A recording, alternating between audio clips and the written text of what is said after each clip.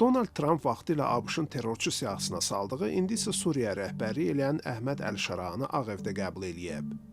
ABŞ 2017-ci ildə onun Əl-Qaidə terror təşkilatı ilə bağlı olduğunu deyib, tutulmasına kömək eləyənlərə $10 milyon vəd etmişdi.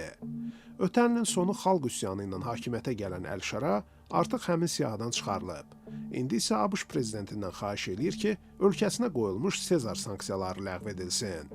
ABŞ və Suriya arasında yüksək səviyyəli görüşlərdə Türkiyənin Xarici İşlər Naziri də iştirak eləyir. Suriye'nin güneyinde, kuzeyinde ve diğer yerlerdeki sorun alanları daha iyi nasıl yönetilebilir, Sezar yasası ile ilgili çalışmalar nasıl yapılabilir, onlara detayıyla bakma imkanımız oldu.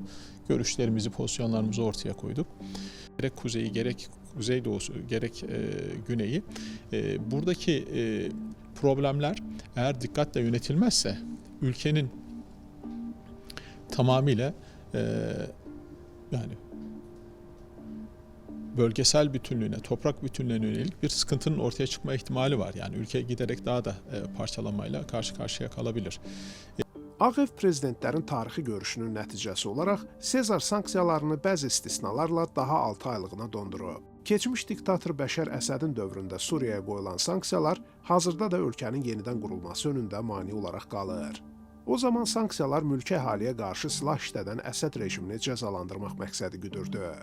Sanksiyaları tam olaraq ABŞ Konqresi ləğv eləyə bilər. Bu yöndə təkliflər də səslənir. Sanksiyalar Suriyada infrastruktur, hərbi sənaye və sair sahələrə sərmayə qoyulmasını əngəlləyir. Bu işdə iştirak edən xarici şirkətlərə cəza nəzərdə tutur. Prezidentlər arasında görüş həm də ABŞ-ın Suriya ilə kəşfiyyat məlumatlarını bölüşməsinə, Dəməşqə silah satışına yol aça bilər. Suriya bildirib ki, Kürdlərin rəhbərlik etdiyi Suriya Demokratik Qüvvələrini Suriya ordusuna inteqrasiya etməyə planlayır.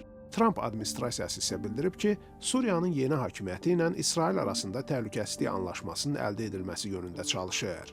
ABŞ IŞİD terror təşkilatına qarşı mübarizə üçün yaratdığı beynəlxalq koalisiyaya Suriyanın da qoşulacağını gözləyir. Xalq üsyanından sonra Suriyanın bəzi bölgələrində yeni hakimiyyətlə yola getməyən silahlı qruplar qalır. Ara sıra həmin qruplarla hökumət qüvvələri arasında qanlı toqquşmalar baş verir.